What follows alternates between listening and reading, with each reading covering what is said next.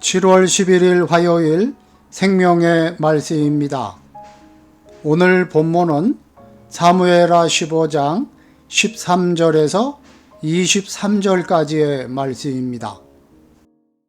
전령이 다윗에게 와서 말하되 이스라엘의 인심이 다 압살롬에게로 돌아갔나이다. 한지라 다윗이 예루살렘에 함께 있는 그의 모든 신하들에게 이르되 일어나 도망하자. 그렇지 아니하면 우리 중 한 사람도 압살롬에게서 피하지 못하리라. 빨리 가자. 두렵건대 그가 우리를 급히 따라와 우리를 해하고 칼날로 성읍을 칠까 하노라. 왕의 신하들이 왕께 이르되 우리 주 왕께서 하고자 하시는 대로 우리가 행하리이다. 보소서, 당신의 종들이니이다. 하더라. 왕이 나갈 때에 그의 가족을 다 따르게 하고 후궁 10명을 왕이 남겨두어 왕궁을 지키게 하니라. 왕이 나감에 모든 백성이 다 따라서 벳메르하게 이르러 멈추어 서니 그의 모든 신하들이 그의 곁으로 지나가고 모든 그렛 사람과 모든 블렛 사람과 및 왕을 따라 가드에서 온 모든 가드 사람 600명이 왕 앞으로 행진하니라.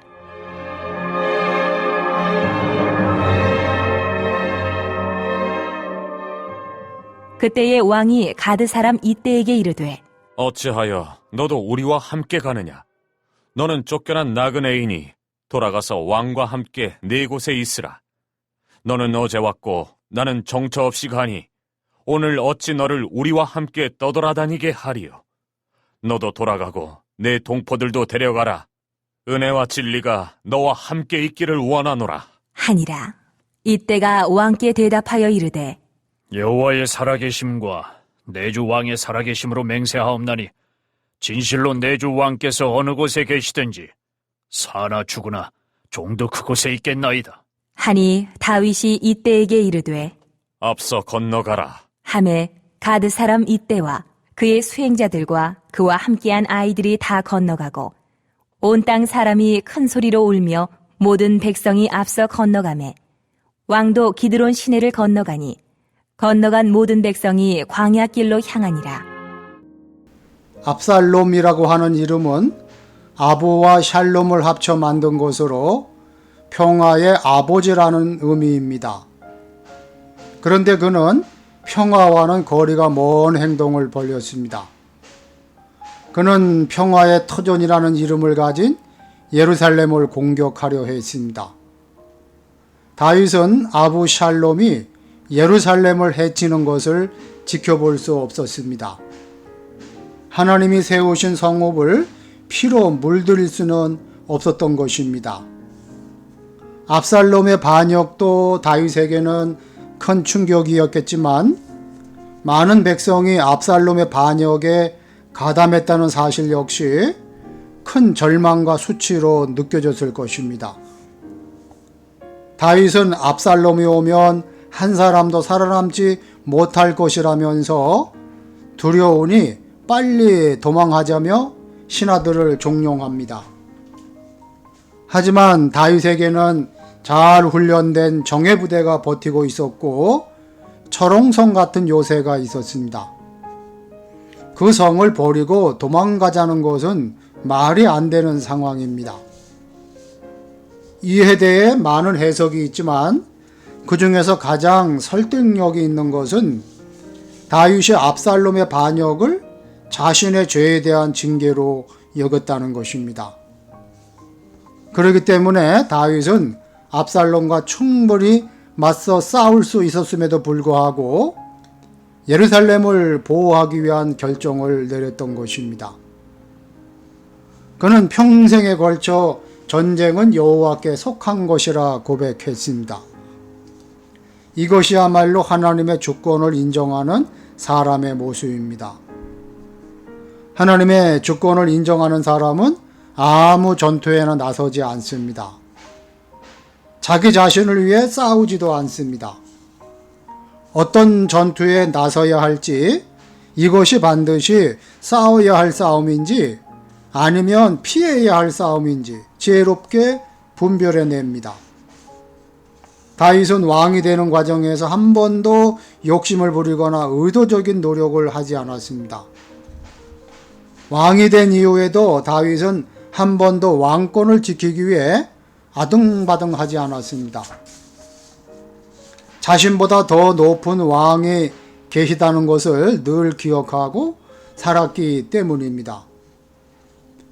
예루살렘을 완전히 떠나기 직전 다윗이 멈춰서자 모든 신하들이 다윗을 둘러섭니다. 그리고 이방인들로 이루어진 경호대 600여 명이 왕의 앞으로 지나며 사열식을 합니다. 그때 다윗은 블레셋 가드 출신 병사 이때에게 자신을 따라오지 말고 동포들과 함께 돌아가라고 지시를 합니다. 그들은 오직 다윗 자신만을 바라보며 용병이 되었는데 자신과 함께 쫓기는 신세가 된다면 이방인이자 나그네 신세를 끝내 벗지 못하리라는 생각 때문이었습니다.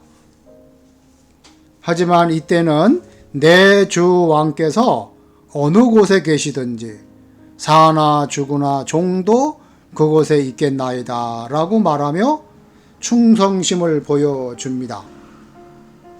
암논의 사건부터 지금까지 다윗은 계속 깊은 어둠 속을 헤매는 듯한 상황이었는데 이 가드 출신의 용병은 밝은 등불과 같은 존재처럼 빛이 납니다. 세상에 정의가 굽고 사람들 심지어 자식까지 하나님이 기름 부어 세우신 왕을 배신하고 욕망의 어둠을 향해 가고 있었지만 이 어둠 속에서도 해와 같이 빛나는 한 사람으로 인해 소망의 불이 켜졌습니다. 이때의 이런 모습은 마치 다윗의 고조 할머니 루시 나오미에게 보여주었던 충성심을 다시 재현한 듯합니다. 결국 다윗은 마지막까지 자기를 따르는 자들과 함께 기드론 시내를 건너 예루살렘을 빠져나갑니다. 그리고 그는 다시 광야로 향하게 됩니다.